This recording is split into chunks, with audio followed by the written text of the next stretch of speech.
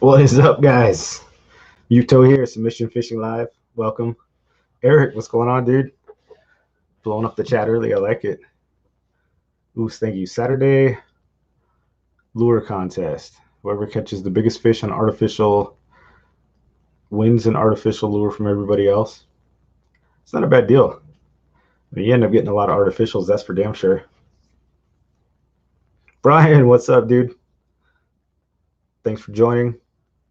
Yeah, I mean, depending how many people go, if it's like, you get a dozen people in, that's a dozen lures, but it's only costing one jig per person. That's not bad. You got the day off today again, Brian, for making baits, or are you watching while you're watching the show while you do the baits? It's good stuff. Wait for a few more people to get in here. We're gonna have Coach Worf come in a little bit. He'll be in a little later. I asked him to talk about give us some info for the pickle run, what we can expect out there in Point Loma. I guess that's his old stomping grounds. I mean, he knows that whole area, but good to get his insight on what we can expect with some of the fish out there. I know sheepshead are probably going to be a big target, calico bass, stuff like that. So it'd be great to get some of his insight. The day off, man. 2 weeks in a row. That's awesome, dude. Alex, what's up, man? The Alex Norton, the multi-species reigning champion of the world. G. Maria Muto, hi from Crestline. Welcome, welcome. No, Dave Rage was going up that way. Big Bear, he was asking for some tips on trout fishing. I know he was hitting up Coach, so we can ask him about that too when he comes in. Those of you don't know, I grew up in that area, up in the mountains, Lake Arrowhead area, so pretty familiar with the lakes up there. That's where I grew up fishing, trout fishing on like Crestline and Green Valley Lake, stuff like that. So, night crawlers, all that good stuff. I never fished bass though. Even though those bass in those lakes, I was always a trout guy. Even to this day, when I go fishing, it's like I want to go after the trout. I don't know. It's kind of weird. Maybe because you can eat the trout. I sort of like the prospect of being able to catch the fish and cook it and eat it, after you get it. More so than the bass, but it's just what we did, man. Trout fish. Lots of catfish too. Huge catfish in those lakes. Coach would like that. A Nomad 160. Too big for what? Like or what kind of Nomad? I guess I should ask. Because Nomads they make all kinds of stuff. Surface irons, stick baits. Yeah, what size slow pitch jig should I bring for the pickle run? I think we're only going, based on what I've seen, Brian, it's like I don't think we're going to be much deeper than like 60 feet, to be honest with you. You might be deeper on your boat if you go out, but even a mile offshore, we're only going to be, I think, like 60 max. If we really go far out, we'll maybe hit the hundreds, but I think, 60 gram would be perfect. I think that's what I brought. Actually, when I went out last week at my last video, I just launched a video, guys. If you guys check that out after the show too, that'd be awesome. I went out slow pitch jigging for rockfish, but at the end I went looking for some calicos, and I think it was probably a 60 gram, 60, and I just let it flutter down. I let it flutter the whole way, like 40 feet, and that thing was getting slammed by calicos. It was like every drop. I got like 4 in a row, and I was like, all right, I'm packing it in. I got to go in. Just wanted to catch some at the end. Yeah, I don't think you need more than that, unless we're going rockfish, but I don't think they're going to be there based on what I've seen. That's also, we're going to have Coach come on, and he's going to really give us some insight on what he thinks we should be fishing out there and targeting. Like I said, I've never been on the run. For those of you guys that don't know, we're doing the pickle run. So basically, we're going to partner up, stow the kayaks at Shelter Island in San Diego, travel up to Mission Bay, load the kayaks up on one person's truck or whatever, go to Mission Bay, and then take the trip all the way down from Mission Bay back to Shelter Island. So it should be cool. I think it was like 12 miles or something like that. It'll be a fun time. I've never done it, never done that run, so I'm looking forward to it. Get to hit some new places we don't normally get. Because normally if you go that deep, either if you launch from San Diego or Mission Bay, you have a hell of a paddle the way back, or you have somebody pick you up and you can take you back down. So that's freaking awesome. I'm excited. Saltwater Slayer, Oos, what's going on, dude? Glad you can make it. How's life up north? You still fishing out there, or what's your thing? Back at school, or are you getting after it? Getting after it, I hope. Yeah, let's see here. Fish counts, man. Still been they've been better than they have been. Just going over some news here and some local stuff, but definitely looks better, I would say, for sure. We've got, looks like it was hit or miss. It was like 2 days ago. It was even better than this, but it's like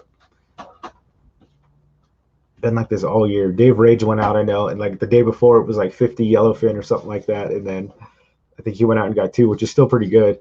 And every time I've been out this summer too, it's been like great days, 50 fish, and then you go out and they get nothing. But I've been keeping my eye on it the last couple of days, and it looks like it's been okay.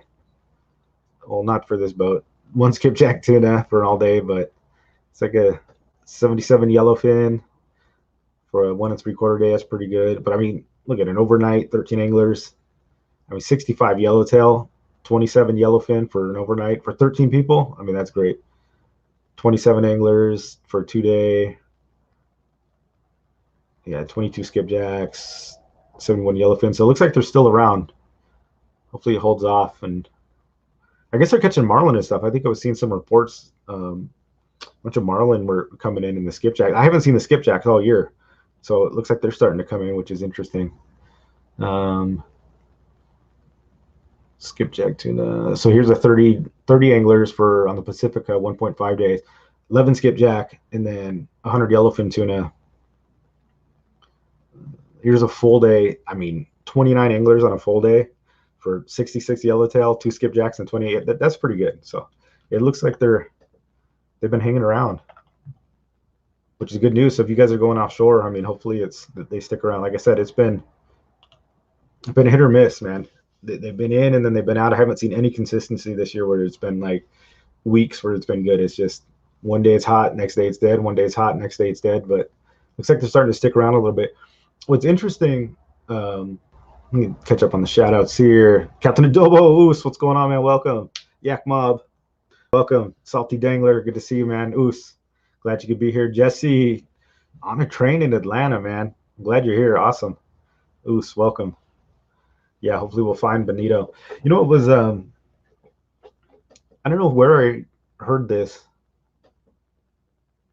You know, where you hear something, I don't know if I listened to it or heard it at the tackle shop or you guys were talking about something, but they were saying that maybe it was Coach was talking about it or something, but I hadn't really thought about it that when the yellow or when the skipjack and the bonito and stuff start coming in, the bluefin and yellowfin bite gets better because now suddenly the fish are competing for the bait. So when it's only the bluefin around, that it's hard to catch them because they're shy because there's so much bait and they kind of eat what they want. They do what they want. They're not pressured by other fish. But somebody was saying like when the skipjacks and these other like small to medium sized tuna start coming in, is that they start swarming and eating all the bait, but then that makes the larger tuna go crazy. And I didn't really think about that, but it makes perfect sense. So they were saying when you start seeing the skipjack, that the yellowfin and bluefin bite start to pick up because there's competition for the bait now. So, you know, there's a scarcity of the food and it makes them bite, you know, lures that they wouldn't normally bite just because they're trying to eat, because the, you know, smaller stuff, the skipjack and the bonito start eating all the bait. So I thought that was interesting, and makes perfect sense to me. It makes logical sense. And I don't know where I heard that, but somebody was talking about it because they said the skipjack's in, so it's going to improve the bite for the bigger fish. So I thought that was interesting. And I'm seeing, so now that I've heard that, I see the correlation. And I'm looking at the fish counts, and I'm seeing a bunch of skipjack come in, and now suddenly, like the bite's going up, right? The yellowfin takes are getting better. I mean, even the bluefin are still out there. So take with that what you will, but it was an interesting anecdote I heard, and we'll see if that holds true. Although I haven't seen skipjack all year, and the fishing's been up and down. So I'm going to keep an eye and see if we see the skipjack in here and see if the tuna numbers also increase. See if that's the case. So at least I thought it was interesting. Hopefully you guys thought it was interesting too. I'll have to ask Coach if that was him that I talked about that. Maybe I had a dream about it. Maybe it was a prophecy, fishing prophecy. I doubt it. Yeah, safe fishing, guys. We talked about this. I know I was talking about this even early on my show. I think one of my first or second shows. Go to safefishing.com. I know Arnie talked about this on Fishy Hour. Kevin Nakata did too. But go sign the petition. Fishy Hour. I'm sorry, not Fishy Hour. Safefishing.com. They're trying to basically crack down on diesel engines. Is the gist of it. But the problem is a lot of the technology just doesn't exist. So catalytic converters. Arnie really got into it. Fuel mixtures and special things they need to add to the diesel engines. It's not practical for a lot of these boats. Some of these boats are 60 years old or more. I mean, they're old boats. A lot of them are old military boats that are converted, and they keep these things in service for a long time. And the only engines that run like that are diesel engines. You can put millions of miles on those things, and that's what makes them great. So they're trying to crack down on the diesel stuff. So that could be real negative for the local fishing here in San Diego. So if you guys like fishing, you like whale watching, people that like to get on these boats, these charter boats, send that petition around, safefishing.com. You guys share it on your social media, Instagram, wherever. See if we can put some pressure on. Whether we do it or not, we at least got to try. Don't be the one that just sat on the sidelines and watch the sport boats go the way of the dinosaur, and someday we're going to be saying, "Oh yeah, I remember we used to get on boats and go out there to go fishing." I don't want to see that go away, and at least you can say you fought for it. If it does go that way. I know we're in an uphill battle, and it's kind of one-sided representation here in California, but we still got to let our voice be heard. So check that out, guys. Safefishing.com. Go do it. Go listen to yesterday's Fishy Hour if you want to hear more. Arnie was on there from the CCA. He was talking about it. It's the coastal association that I'm a part of. And I know a lot of you guys are a part of it too, so they do a lot of great work with the local fishery around here. They're all over the place. I heard it too. Probably was from Coach. Yeah, so you've heard that too. Okay, Eric. Yeah. I'm done with bluefin. Yeah, Fernando. Dude, I'm telling you, I've been submitted by the bluefin. I like submitting fish, and those bluefin been beating my ass all year, man. I'd say I'm done with the bluefin, but I really do want to catch one. Where it's like the harder it is, the more resolve I get. Like the more I just want to catch one now, and it's like I start getting stupid about it. Where I'm like, yeah, I want to go here, I want to go just because I want to get one. That's how bad it's been. I've been in so many boils, man, countless boils. Just spit in my face. But we'll see. Now we got the skipjack coming in. Maybe it's gonna make them hungrier for sure. You guys had any luck spotty fishing? Saltwater slayer. I haven't been spotty fishing honestly since probably since Spottyville. To be honest with you, I have not targeted spotties. I've been doing lots of La Jolla. I went up to Dana Point a few times. A bunch of sport boats I've been on since. The bait bar. See, when I go to San Diego Bay, I've been going deep, to the bait bar, just going out to Zuniga, and then La Jolla a bunch of times after that. So saltwater slayer, I personally haven't been fishing spotty, so I'm not sure what the bite's like right now. I mean, they're there. They don't go anywhere. That they went a little deeper in the grass, or they're under the boats or at the docks. They're not really like a migratory fish. They're in the bay somewhere. Whether they're going to bite or not, I mean, that's a different story. Especially when the water starts changing, it'll slow down for sure. Brian likes to fish. Yeah, he's the guy. Spotty fishing slowed down, but they're still there. Just got to figure them out. Yeah, that's just what I was saying. So they're there. Whether they're hungry or going to eat, that's a different story. But I actually did last year. I fished all winter. I fished every single weekend. I don't really stop fishing, so I still had success last year in the winter. There was some really, really slow times, but we found them. I know Salty. I went out with Salty on an adventure. We went out to some way out there in the bays one time, and he found them. And then I was able to kind of nail them down under some docks and stuff. So they're definitely there. It's just different fishing, but you'll find them. They don't go anywhere. Slayer, that's why I sent you a box of new lures to use. Nice, dude. You send us some lures? Send me some lures. I will try the micro Muto secret jig from Jig Paro. Hope to catch one saltwater slayer. It'll catch them, dude. That's what I used. Like, I think the slow pitch jigs are good for winter, personally, because they're a reaction bite bait, which is interesting, right? Because the consensus seems to be finesse fishing is the key when it's slow. Lots of drop shot, lots of stuff like that. But like I said, I fished all winter last, because it's been about a year when I really got into the slow pitch jigging, and so I've been fishing that almost exclusively, like trying to figure it out. But all winter, like last year, I was fishing it, and then all the way through like November, then December, January, February, it was almost all these little micro jigs, and I did pretty well with them even in the winter. So, you know, take that for what it is. I think the reaction bite kind of works all the time.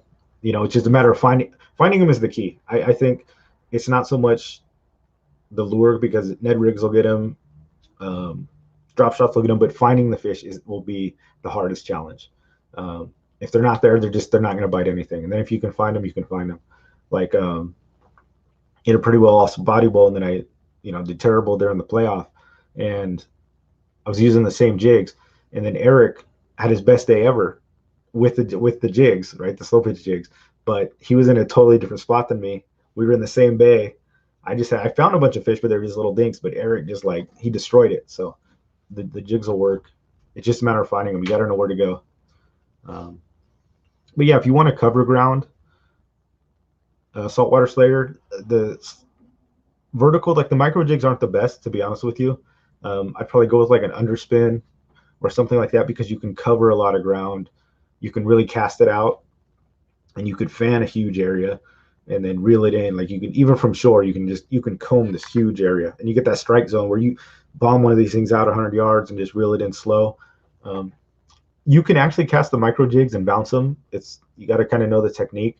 I usually use them for vertical fishing, but I don't think the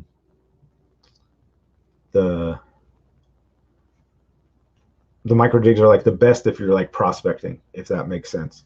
If like you're kind of looking for fish, I would say something you can cast out, and then you can kind of pinpoint them down. But I think that's the one negative to the slow pitch jigs, is since they are more of a vertical based fishing, little limited on your range. When you know they're there, you're gonna assassinate them. You're gonna make them tap. But finding fish is the key. That's my 2 cents. Randall, what's going on, dude? Tried fishing for 20 minutes. Am I supposed to be spending hours? Yeah, dude. It depends. It depends. Like, when I first moved down here to San Diego, I grew up fishing on sport boats, traveling, but I grew up in the mountains, and I just did lake fishing. I did trout fishing and stuff like that. I came down here and I fished Carlsbad Lagoon. I can't even tell you how many times, and didn't catch a fish. And I was out there hours. I just had no clue, like, what I was doing, and it's for 10 years, 10 years ago, I guess I moved out here like 12 years ago, and I had like a little Shakespeare setup. And even for a long time, I'd go out there. Every time I went out there, I skunked. And I wasn't going like religiously like I do now, but I'd go out there during the summer and just spend a day. And Jessica would go there and read, and I just wouldn't catch anything. And then once I figured it out, once I got serious about it, I was like, okay, we'll do some research. I want to figure out what the EO, to see what kind of fish are in here. I was just like going blind out there, kind of guessing what was there, and it wasn't working too well. It's like anything, man. You got to prepare, just like jiu-jitsu. Got to have a game plan. Got to know the techniques. You got to have a game plan, and you got to have your game. You got to have your style, and then go out and execute it. Brian likes to face question. Any updates on the new boat? Yeah, it's supposed to be November, is what I understand. So who was it? Somebody said they got a boat on. I was listening to your Fishy Hour, and somebody was saying they got a boat, and it was like a 9-month wait. Dude, it's been, I think, longer than that for this boat. What was it, last year? Or was it the beginning of this year? I don't remember. It's pretty close. It was early this year. It was early this year, but it's probably been 9 months or longer too as well. We went to buy, this guy had a boat in stock, and we went test rode it and everything, and I wanted to buy the boat and put a down payment on, and he sold it like that weekend. So then I've been waiting. The good thing is they're making it exactly how we want it. So it's coming custom made. We got to choose all the stuff. So we got, the biggest motor, got the bait tank put in, hydraulic trim tabs. I mean, pretty much all the bells and whistles. Got the little toilet in the front and the pads in the little cabin. So it'll be cool. Definitely just a straight up fishing boat though. I mean, it's no frills at all. But so November, we've got down payments down. We've got the insurance, I think, sorted out, right? We just I think settled that this week. Yeah, so we've been going over insurance quotes. So just waiting for it now at this point. I keep saying I think it'll be pushed because it was supposed to be October, and then he was like, "Oh, good news, it's still be fine," but now it's in November. So I mean, we'll see.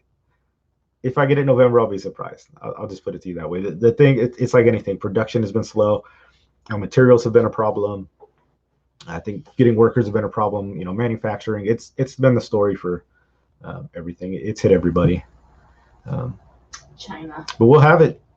I mean, it's just a matter of time at this point.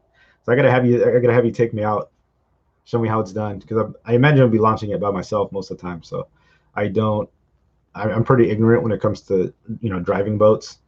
So I imagine I'm gonna be doing some Tuesdays, like off times when there's like nobody there, or late at night, so I don't embarrass myself. I don't know what the hell I'm doing.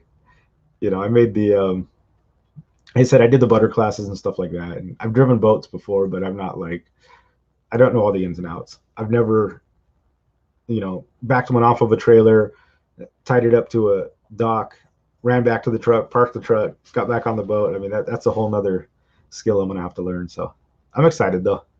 Leonard, Oos, what's going on, man? Glad you can make it. The whole crew here. Randall, what you got? Dang, it's so cool. How do you catch something every time you go out now? Do we even come back empty-handed nowadays? Not really, dude. I go out there and it's like, kayak fishing is like catching. One of the biggest things you got to get on a kayak, you got to get on the water. I think that's one of the biggest keys. I mean, I go out there and if I can get out on the water in a kayak, I'm at a point now where it's like, I don't want to jinx it, but I'm pretty confident I can catch something pretty much every time. I know enough of the zones and what to use and stuff like that I can do it. I'm sure I'm going to skunk at some point and not get it. That's just the nature of fishing. But yeah, I've pretty much got it dialed in, Randall. Now, shore fishing, that's a different story. I can 100% go out in the shore, and I cannot guarantee you that I'm going to go out there and catch a fish. I'm pretty confident I could probably snag one if I'm out there long enough. And sometimes the shore is like, it's fire. It's like anything, you just go out there and catch it, but you're really limited because you can only walk on the shore. So if the fish aren't as far as you can cast, you can only walk along it so many times. And if they're not there, they're not there. So surf fishing, shore fishing, that's a different beast. I don't care how good you are. There's always a potential to go out there and not catch fish. I can go to the lagoon now, and but even still, like if I go out the lagoon, like the Carlsbad Lagoon up here, if I get 4 fish, that was like a great day. Honestly, I go out on my kayak and I catch like 4 spotted bay bass, and I'm like, dude, this is like the slowest day ever. If I don't catch 4 fish in like the first hour, I'm like disappointed. So it's different stuff. And if you're on a kayak and a boat, you're gonna catch a lot more fish. And shore fishing, it's tough. It's hit or miss for sure. So I definitely can go out on the shore and not catch anything. And it doesn't surprise me. I'm just like, it is what it is. Just getting here, you getting your boat. Yeah, Dave Ray's, that's what we were just talking about. November is what they're saying. Took Noah 100 years to build his boat. Well, yeah, dude, I mean, that's not so bad then. I mean, at least I don't have to get all the animals in this one and build it to God's specifications. So we're good there. Boat Day 101 video. Yeah, dude, I'll have to do that video. It'll probably be hilarious. Watch everybody mock me. I'll let you learn on my boat. Let's go. Yeah, dude. I mean, hey, any tips I can use for sure.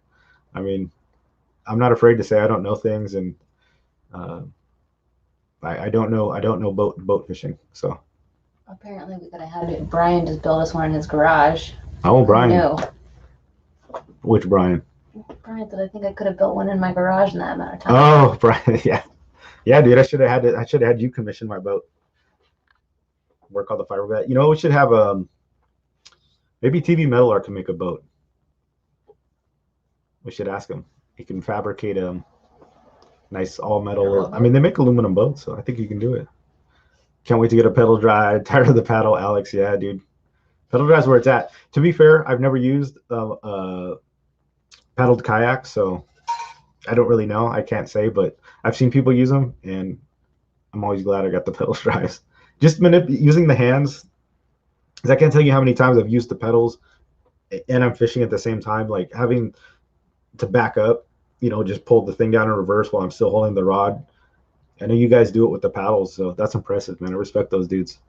They seem to do well, though. I mean, I think if that's all you got, man, rock it. You got to do what you got to do. We've all been there. Saltwater Slayer, shore pounding stuff. Yeah, man. Dave Rage. Leonard Bay Creepers. Tip of something gets in your way, turn. Yeah. That's a good tip, Dave.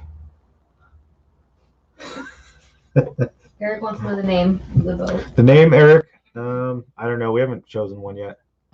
Maybe I'll just be like Brian and just put a logo on the side. Really? Is it like Prince? I'll probably come up with a name. The artist formerly known as Prince? Prince? Artist formerly known as Prince. We'll just do a design, and then that'll be the name of the boat. The boat formerly known as Boat? Brian's got the cool beach design. Let's see what else we got here. Yeah, so anyways, we'll be let's see here. Sorry, I'm just trying to filibuster here before Coach comes in. He might not come in. I don't see him. If he doesn't, that's all right. We'll get some stuff to talk about. So yeah, the pickle run, or no, let's actually I want to talk about the Socal Charter Challenge. So that's going on, guys. I think there's still 2 more spots. If you guys want to check that out, I'm going. Jessica's going with me. I just refreshed the page, and when we signed up, Cal put this in the you put this in the chat, so that's how I knew about it. But what I didn't know was that it was a actual competition, which I think is even cooler. So now I'm like more excited about it than I was. And so it looks like there's going to be boats for the CCA kind of against each other. So we got tournament rules. Move this over here.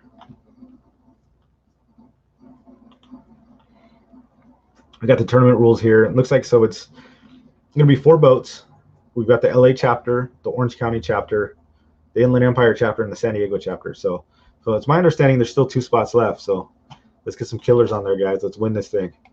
Jessica's going with me. I know Captain Dan's going to be out there. I know the tickets are kind of pricey, but it's for a good cause. I think it'll be fun.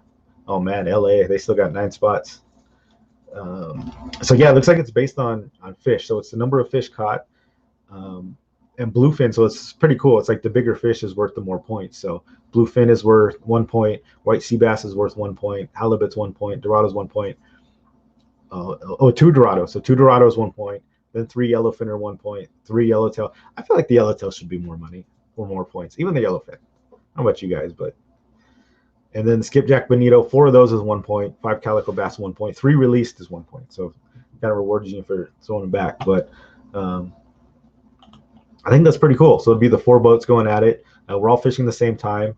It looks like it's U.S. waters only, which is interesting. So we can't cheat down here in San Diego and sneak out. But I think that's a cool scoring system. So it's going to be kind of total number of fish on the boat, but then more fish are worth more points, I think, which is pretty awesome. So that's coming up. Like I said, guys, 2 more spots. If you got the means, get in there. It'd be cool to fish with you guys. Refresh it. Yeah, still 2. So I'm excited about that. Got to get you on there, Brian. Represent. I expect first place too, man. Whatever it takes, we're going to do it. Even if Captain Dan's got to cut one of my fingers off and use it for bait, I'll make the sacrifice. We'll bring home the trophy for CCA San Diego. Dave Raves, let's do it. So we're going out. I'm going out on a boat with Dave. When are we going? I think the next weekend. So I'm doing 2-day-and-a-half trips in October. I think maybe even back-to-back weeks. There might be a week in between, so it'll be a busy October. Like I said, man, I want that retribution on the on some fish. I don't think it's probably not bluefin anymore, but definitely those yellowfin. I'll take skipjack even. Those are a fun fight. Captain Adobo, what's going on, dude? Someone say competition. There you go, Eric. Hop on, man. Well, you're the big business owner now. You ain't got time for that. Yeah, we go the 18th. So yeah, that's cool. And you don't have to be a member, so you don't need to be a CCA member, guys. So even if you're just looking for a trip, I'm sure these spots will fill up, but I just like to give you guys the heads up before we go out, in case anybody else gets on them. Ooh, so what's going on, Cal? Glad you can make it. But so you go with Cal on the overnight on the 8th. Yeah, man. We're all fished out in October, so just throwing it out there. It can be a cool competition for sure. Let's see here. Yeah, so we got the safefishing.com, we got the Socal Charter Challenge, and then the pickle run. One thing I wanted to probably recommend is I see a lot of people are talking about most likely fishing for sheep's head, and I'm not like a sheep's head expert or anything, but I've caught quite a few in my day. I'm not like Oscar's probably the guy to go to, or even Kevin was saying. But one thing I can recommend is bring a sensitive enough rod so you can feel the bite. Sheep's head can get pretty big, and even though we're in the kelp, and sometimes you think you want heavy line or a real heavy setup, but the sheep's head, they don't. In my experience, they're kind of hard to hook because they kind of pick at the bait. They're not bass, and I think that's one thing and you guys need to understand is that they don't have this huge mouth where they just inhale baits. Where these bass that we go after, I mean, they open their mouth and it's like it's freaking they're as big as the fish themselves, and they just suck these things in. So they're different. They like to eat shellfish. They eat sea urchins and crabs and stuff off the ground. And what they do is they chew them up and then they eat the fish.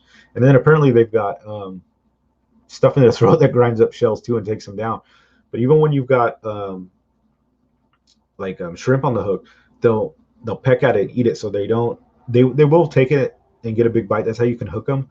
But they like to chew up and then they spit out the food. So they break it up and they kind of cough it out.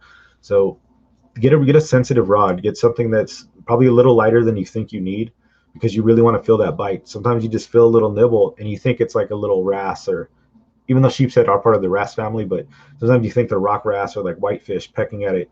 A lot of times it's a sheep's head, and they're just hitting it with those teeth and stuff, and you got to be ready to set the hook. So they're kind of a different fish. Yeah, just get something light. So if I can have one tip for you guys, don't go overkill with the super heavy broomstick rod, because you won't feel the bite. You'll be down there on a drop shot or a dropper loop, and if sheep's head and Kelp and eat it, they'll probably eat the bait right off. They probably have the hook in their mouth and they just cough it out and then go on with their day. So get something a little lighter, sensitive, so you can feel it. So I think that's helped me out a little bit on the sheep's head. So just a tip there. Oh, Coach is here. You ready to go, Coach? Give me a thumbs up. I see him in the green room. Not yet. He's still preparing. Coach is preparing. Put the headphones on.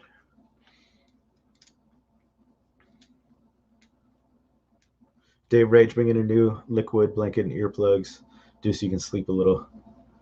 Nice. Yeah. So you're bringing you got like a little travel blanket. I was just talking to Jessica about that. You have like a special one that's waterproof or something, or you just bring any old blanket?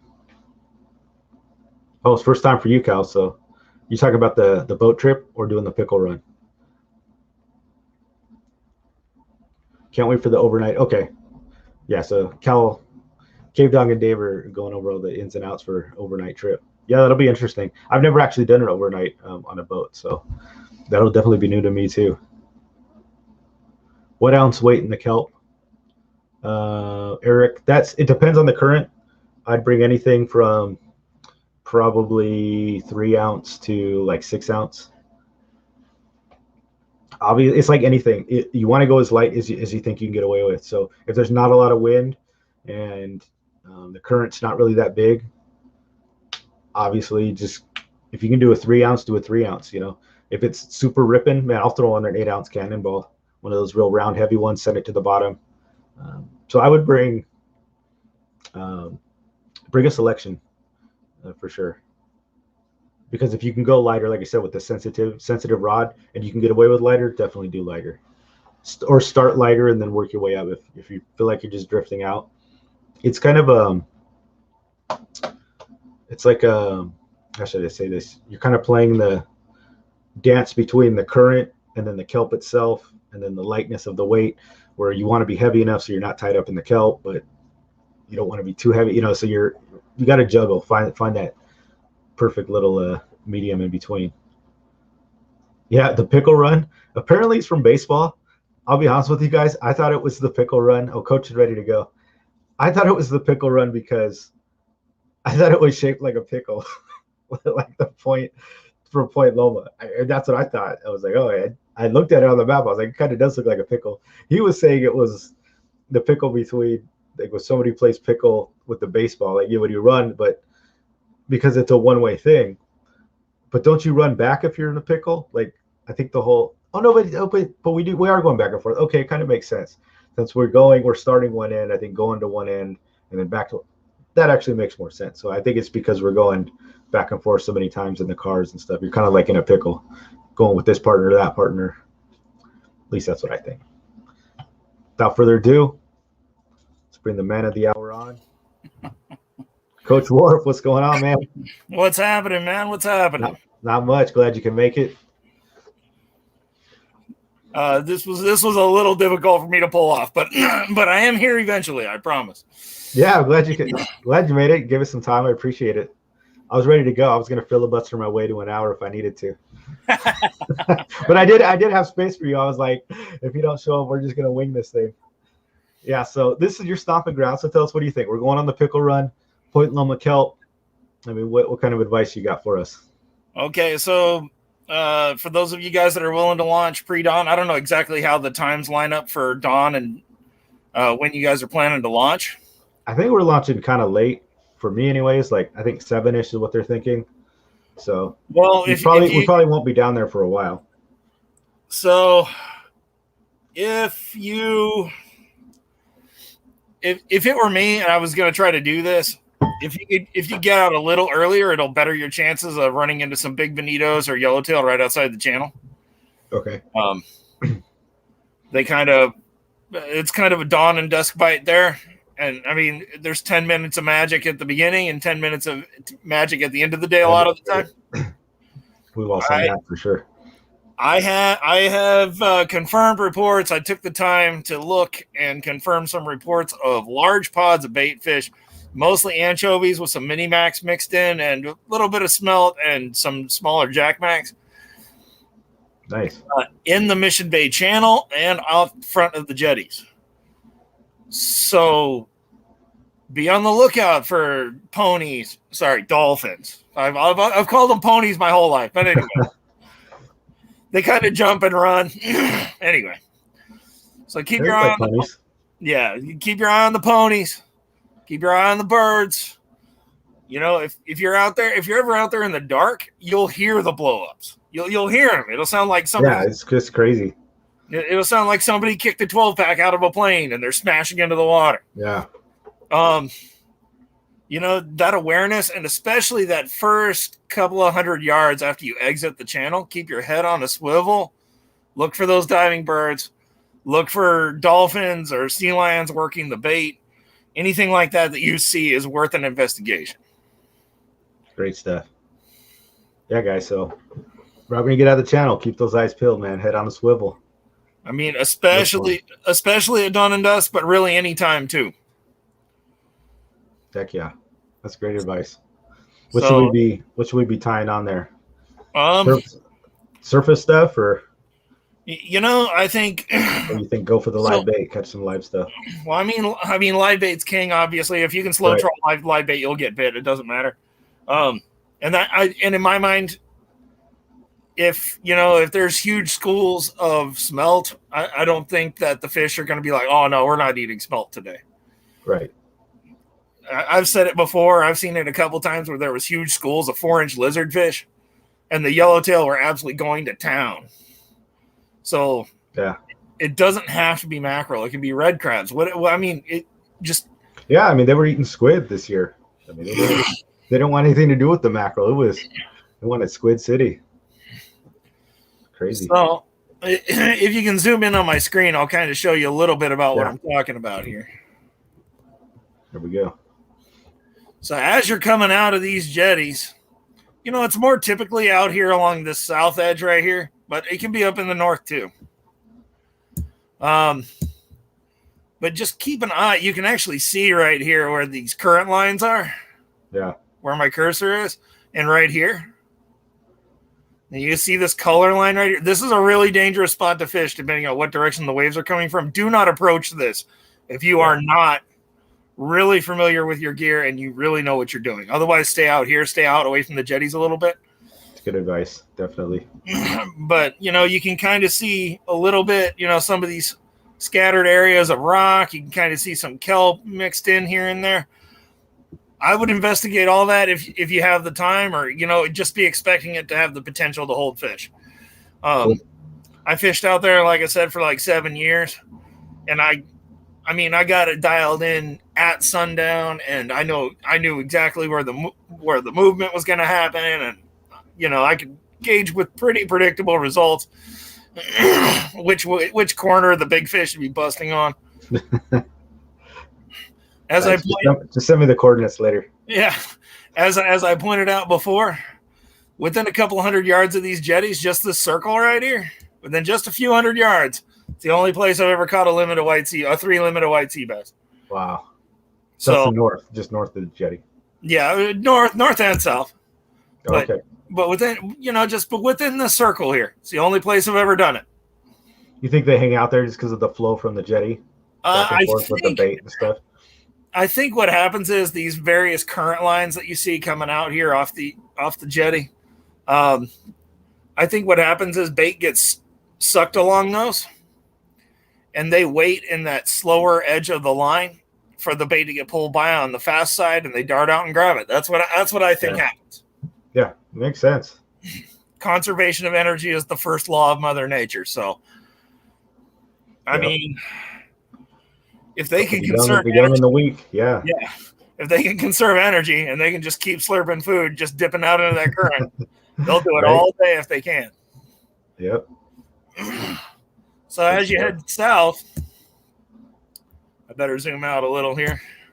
See, what kind of sucks about, and this is Google Maps, what kind of sucks about Google Maps is right here where you'd really want to see it is the transition in between bathymetry and the photo. So not ideal for this because you guys are probably going to be right on this transitional line, but you can see as you get here south of the pier, you get these lines of stringers. Now, a lot of this hard bottom isn't continuous.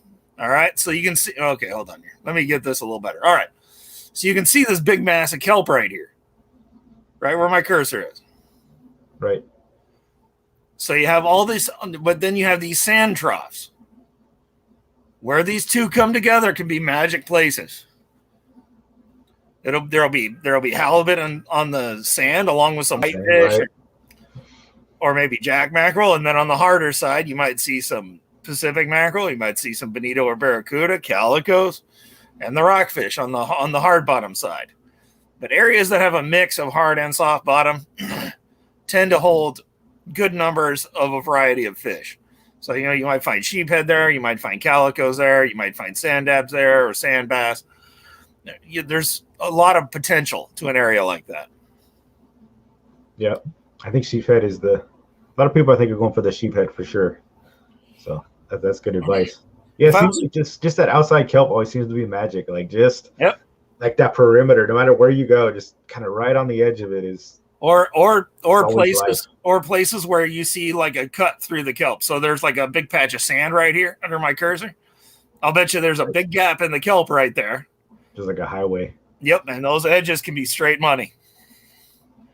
So there you go, guys. Look on the outskirts. Keep your eyes peeled on those fish finders, man. Any little disturbance, you know, where you're seeing rocks and hard bottom and then the kelp, like that's a good spot. Good spot. You know, you can see, so right here off of New Hope, and I fish the inside of all this a lot too.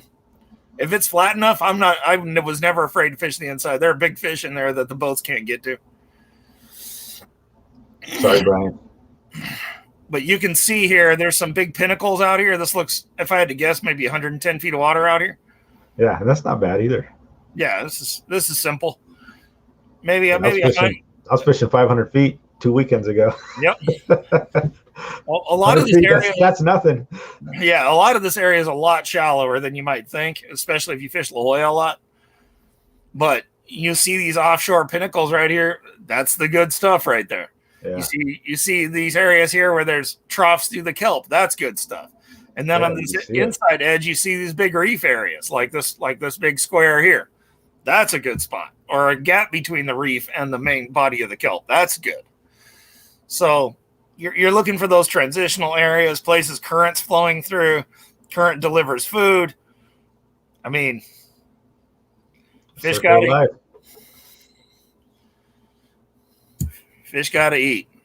So if you look out here, I'll let you in on a little secret. I'm sure that I'll get some haters for this. But out here, these wiggly lines right here, and the straighter ones, and there's some isolated rocks out on here too. Like that one right there. That's probably 150, 180 feet of water would be my guess right there. But these lines, this is all hard bottom that's exposed out here. And if you look carefully, you can see the edge of the inshore hard bottom. So there's another strip that's right here where you can't really see it. So focus on my camera that's on me for just a second, Muto.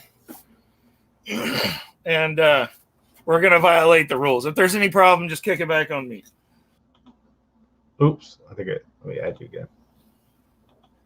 There we go. But if you can get a map that looks something like that, this one's from Baja Directions. This is called the San Diego Inshore Map. And, it has all the MPAs on it, and then it shows all the little hard bottom areas and stuff, too. If you want to find out where these rocks are, find out where this hard bottom is, you can pick up one of these maps for, this is not very much money. And what is that? I think I've seen those. You see them like Turner's and stuff like that, right? Turner's has got them. Squidco's got them. There's a few different brands. Most of them are pretty good.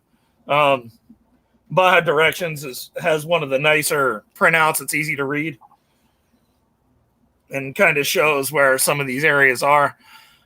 Awesome. I mean, it's a great resource to have, even if you're not on the water. Something for you to look at, right? Yeah, totally.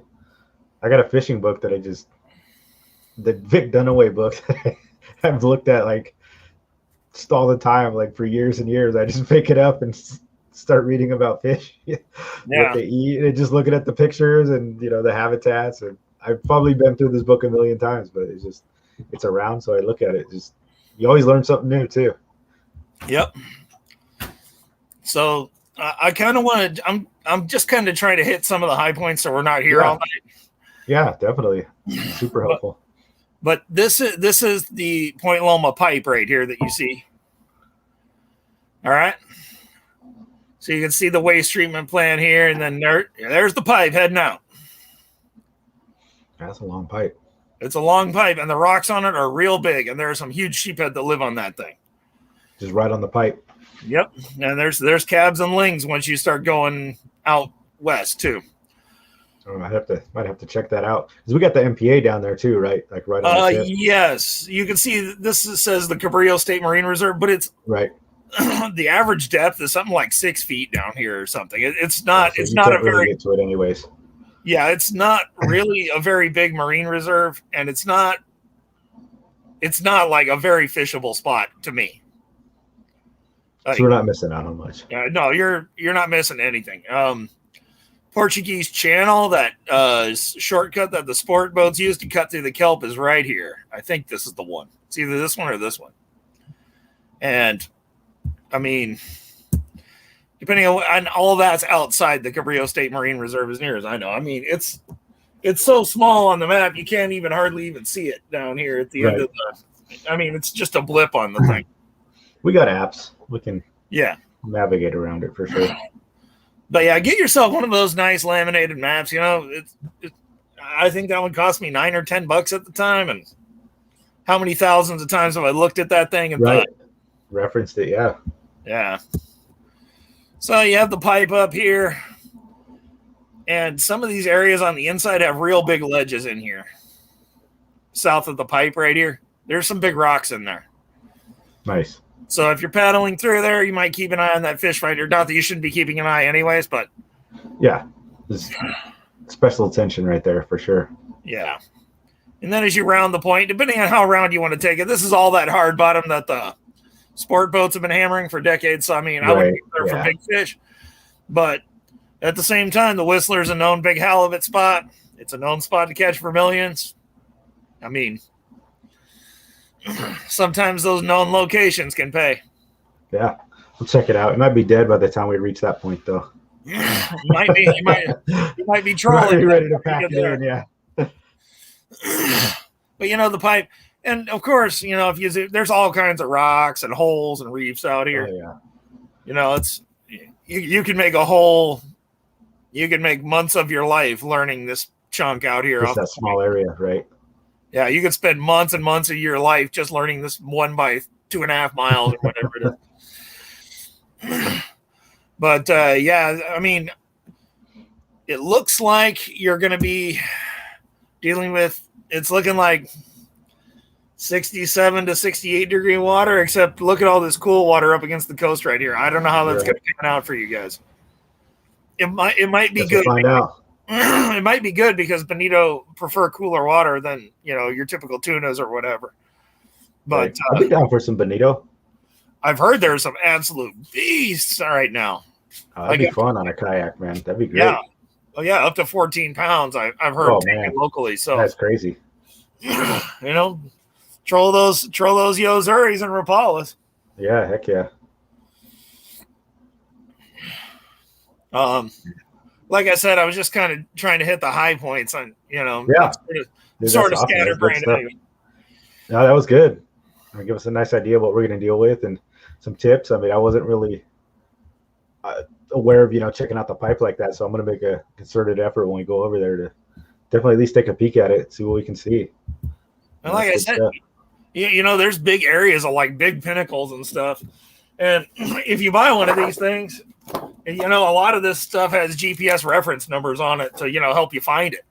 Yeah, just dial it in and throw the mark on there. That's cool. Yeah, I mean, you know, the spots like this right here that's off of the northern end of Sunset Cliffs. I know for a fact this is a huge set of reefs right here. And, you know, there's big kelp inshore and stuff. So, yeah. I mean, nice.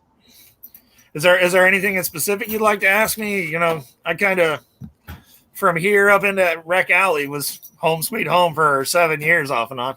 No, I think that's good. I mean, unless these guys got questions, you know, I just wanted your input. I know he'd fished it a lot. So just seeing what your take on it was, what we should be looking for. You know, and I think that was super helpful for sure. Yeah. I mean, like I said, I was thinking about how can I just put it into as small a package as I could manage, you know? Yeah, that was great. But some of these named rocks like alligator, you know, I've mentioned alligator before. Yeah. It can hold some big fish. It can hold fish. Check out the alligator. What's that? So we'll check out the alligator. Yeah, it's kind of out here off the end of Coronado Avenue. But yeah, I mean that's right in the way. You know, that's in the path for sure. As long as it's not, if the swells, even if they're a long interval, if they're big, stay out of here. Obviously, don't go in there. Yeah, I mean, if you got, if it looks rough or if you see a lot of foam or something, just stay out of there. Is the rock? Is it like? Is it stick out of the water? Now, see, I had a conversation. I had a conversation with Captain Dan about it because he's obviously dove all these rocks, right? Uh-huh. So the rock I always called Alligator Rock is actually a pinnacle that's over in here someplace. Oh, interesting. But I knew that there was a giant thing on bottom here. So what I always called Alligator Rock was a place I'd cast for big sculpin and half. Oh, interesting. When it was calm. But apparently alligator sits in 30 feet of water or something, he said. That's not bad. That's not 30, bad in a kayak. 30 to 45 feet. Yeah, but remember, if you have a big object on the bottom, you know, and especially at lower tides, the bigger the swell is going over it, the more likely it is to peak and fall right there. Yeah. So that rock, will it peak out like at low tide for sure? I don't think so. I think it's in 30 or 40 feet of water or something from what he told me. There is a pinnacle over here that will, though. At really low tides, I used to really love to fish that thing when it was flat enough because I'd just rake in some huge sculpin off that thing. Yeah, I want to go over there. And I was over at Dana Point a couple of weeks ago, and I was over by those rocks with the San Juan rocks. Yeah, that was sketchy because I could kind of see the color change, and I was going over it. I was like, all right, I might be a little too close here because I don't know. Yeah, I wasn't, I'm not too familiar with it, so I didn't want to push my luck too much. Well, like I said, I fished within a rod's length of the jetties many times, and it's a question of comfort level and knowing your equipment. I'd never ever do anything that seems unsafe to you ever. Yeah, for sure. Just don't. That's ocean fishing like 101. If you don't know or you're not sure, just don't do it. Yeah. If there's a question in your mind, is this a good idea? Right. Yeah. Especially if you're by yourself. 100%. I couldn't find anybody crazy enough to fish with me for years. I just fished alone most all the time. Brian wants to know the best place to buy shrimp.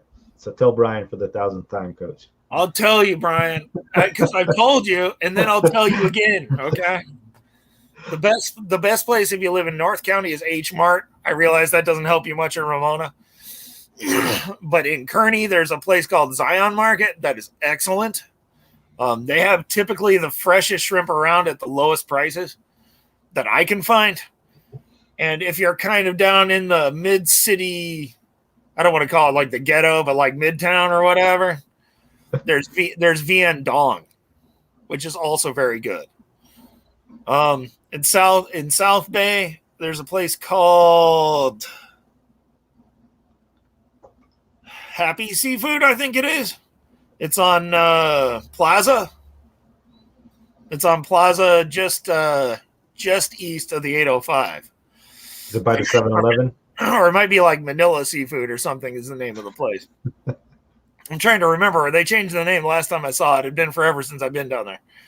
But it used to be Happy Seafood, I think, back in the day. And they have some pretty good prices on shrimp that's very fresh also. There you guys go. Go, Brian. Write it down. If you're in North County, H Mart's hard to beat. And I've seen those. They're not like smoked, but they're like preserved mussels or something. The frozen ones. Yeah, those work pretty good too if you're at the Asian store. Yeah, I've heard mussels, man. Those are fresh mussels. Yeah. Fresh mussel is a great bait, but it's difficult to keep on the hook with any accuracy. Some guys like to use like cotton twine and wrap it on there. Yeah, I was gonna say that. I think they're in the species challenge. That was some of the guys were trying that for sure. Oh, if you got small hooks, the lip of a mussel is about the deadliest bait you can come by. You just crush up a handful of mussels, throw it in somewhere. If you got a little hook where you can hook on the lip, you'll be. And just throw the whole thing down. So what you do, though, you've seen a mussel, how along the lip it has like that black, like rubbery tongue-like thing on the outside. So you peel that off and you hook that onto your like size 8 or 10 hook. Then you can crush up the rest of the mussel and throw it in. Oh, interesting. So you just kind of smash it up and then. Yeah. Nice. And if you're ever fishing a jetty and you do this, you just see them all come. I mean, the water will turn dark if you have enough. Yeah, that's awesome. Good stuff. Yeah, Stater Brothers, Brian. That's the place. I would really try for either a Mexican market if you can find one or an Asian market. Because they'll sell you the shrimp that hasn't been bleached, it hasn't been cooked, it hasn't been peeled, and it hasn't been veined. It has a head on.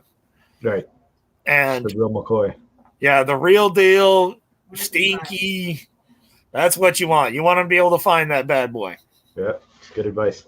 And if I wasn't trying for big sheephead, I'd use a small hook like a number 4. Yeah. I really would put a light weight on your 3-way and fish shallow. If it were my call, of course, do what you want. But I fish to eat, so for me, whitefish are good. Yeah, heck yeah, whitefish are the bomb. Whitefish are good, or if I can get into a good half moon bite, I mean, to me that's money. So, turtles, whatever. Hey, turtles are good. I'm telling you. That's funny. I'll pass on the tweaker girls, but the turtles, I'll take those all day. All day. But yeah, a lot of people kind of ignore this area around the front of the mouth of Mission Bay. You know, they're there to get to La Jolla or go to the islands. Right.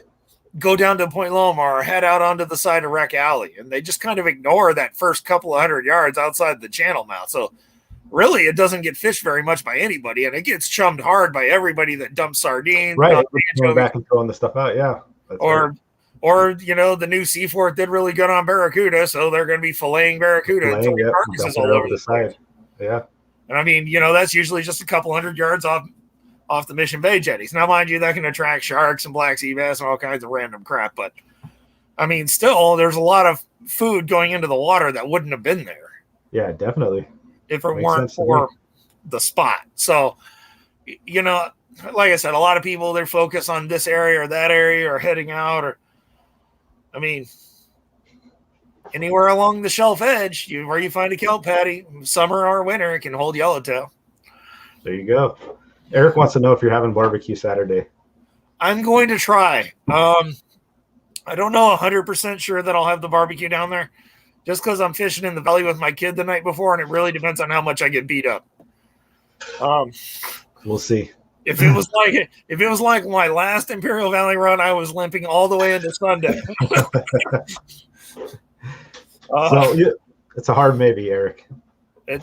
It's a hard maybe. I may try to take it easy just so I can make it happen. I haven't made the decision yet. Usually I fish pretty hard out there, but this is one of those things that might be important enough to me to just kind of relax a little bit.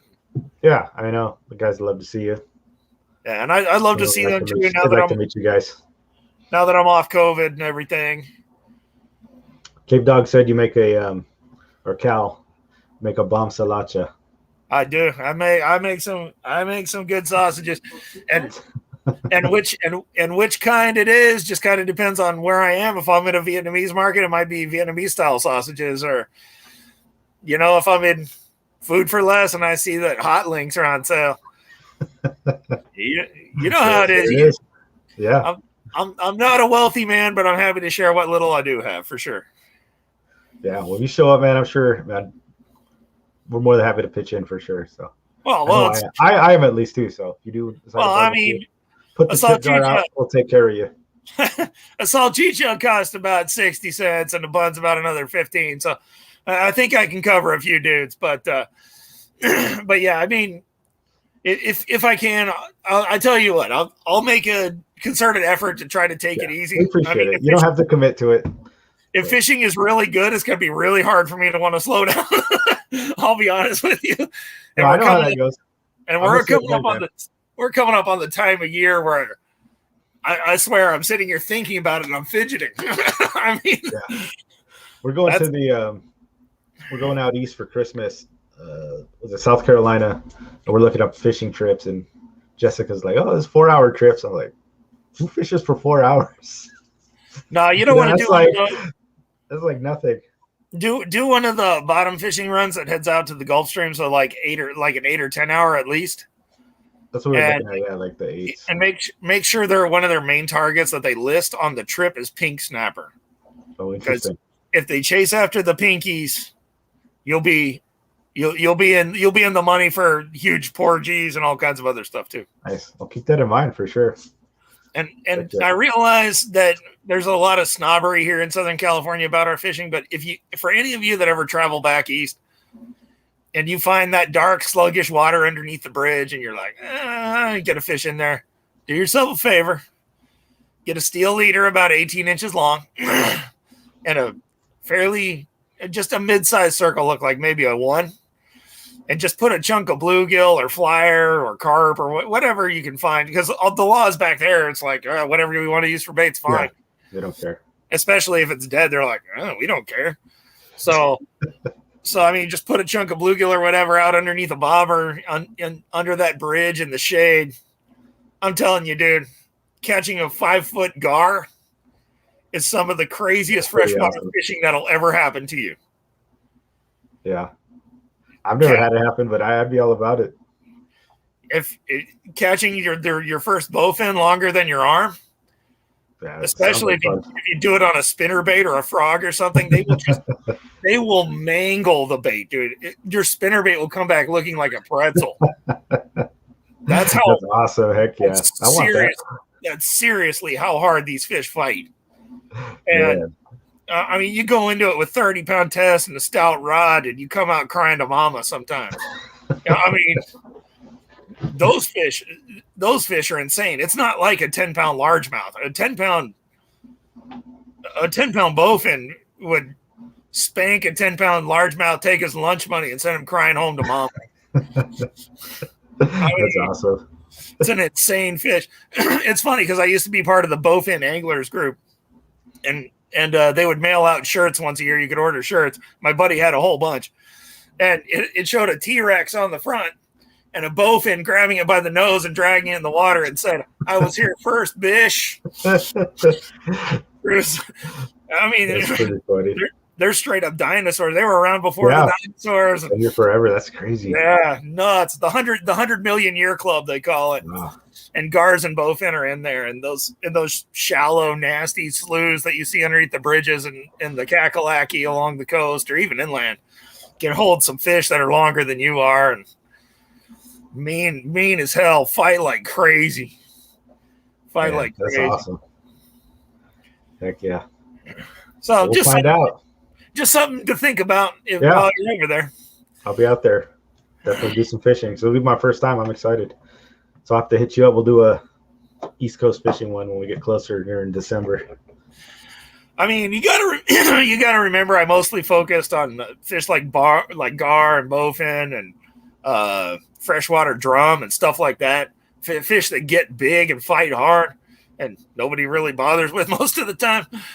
I mean, you could be fishing underneath a bridge and there could be 80 bowfin and 70 gars under there with you, and just because nobody wants them. Yeah, that's crazy. You see your bobber just start to move. You're like, here we go. Yeah, that's awesome.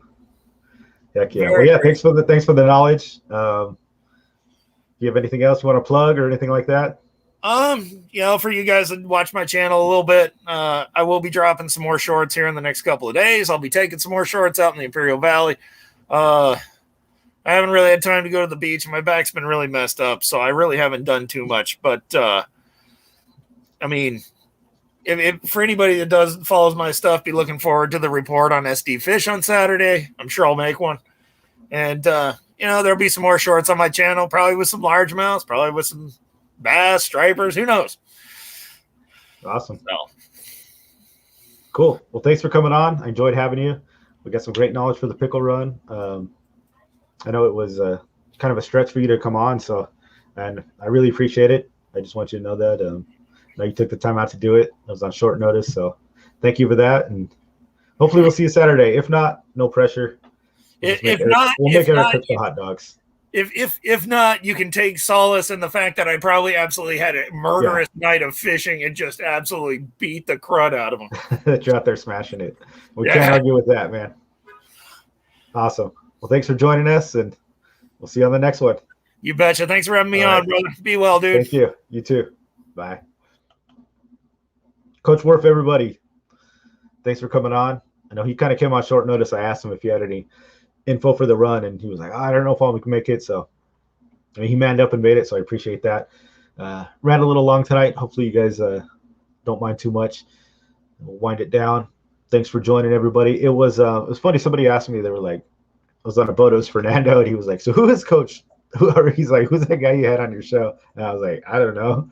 Some guy that's been around fishing for a long time. I was like, he seems to know everybody. He's on all the forums, and he seems to have good knowledge. So and I was like, I don't really know like where he's from or what he does. I was like, he's a guy in the fishing community that's got stuff to say. So we put him on. He was like, oh yeah, that was really cool. So that's good stuff. Yeah, Coach, good luck in the IV. Hopefully you catch some stuff. If we see you, that'd be great. If we don't, I totally understand.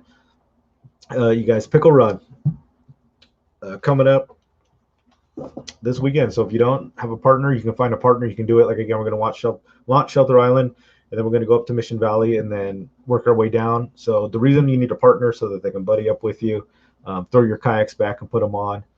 So if that sounds good to you guys, join us. Find us on Discord, or look up Roman or Brian, Eric from Spotty Bowl. I mean, there's lots of people. You can hit up me. We can do some information. I think it'll be a good time. I'm looking forward to it. I've never done it, so anytime I get to try new stuff and get on some new adventures, I mean, that's always a win, because there's only so many places we go fish. So I think it's a be a good opportunity to try something different. And if you guys don't have any more questions, we'll wrap it up. Sorry we went a little late. Glad you guys can join us. Yeah, we'll see you guys Saturday. Check out submissionfishing.com if you guys want to help out the stream. Buy some fish frosting. We got some hats, got some shirts. What's that? Amazon affiliate links. Amazon affiliate links, any of that stuff, guys. Click on it. You buy something from the description page. That really helps us out. So I appreciate it. All the support. A lot of you guys have been super supportive. I really appreciate that. Like I said, we're here to get you guys a black belt in fishing. Myself as well, and you guys. I mean, that's our goal, is to get you guys bit, some good knowledge, some good products, and just keep the bite, keep those rods bent, man. Keep that bite going. Get our black belts. All right, guys. Oos, thanks for joining, and we'll see you Saturday, and then we'll see you next week. Also, I got a new video I just launched. I did some rock fishing out in La Jolla. Go check it out, man. I crushed it. It was all slow pitch jigging. Got man, I was fishing like 500 feet deep on some of these, 400 feet. Then I found this little honey hole at 170 feet, and just killed it, man, on these big jigs, 250 gram jigs, 100 gram jigs. I give a nice walkthrough and kind of how I did it, exactly what I was doing, how I was positioning it, and so hopefully you guys can learn something from that. That was a great day, so go check that out. And yeah, Cal, we got your order, patches and hat in the mail, so thank you for that, dude. You guys are awesome. Trust me, I don't take it for granted, man. Any little thing is cool. So I don't expect any of you guys to do it. So when I do make a sell, it's like it's super cool. I really appreciate it. Eric wants a Halloween costume. Eric, you need a Muto mask Halloween costume. I'll make one for you. I'll just peel the skin off my face and disgusting. Give it to you this weekend. That escalated. All right, guys. Hey, it's Halloween. We'll see you on the next one. Thanks for joining me. It was awesome hanging out with you guys, and we see you Saturday. Bye.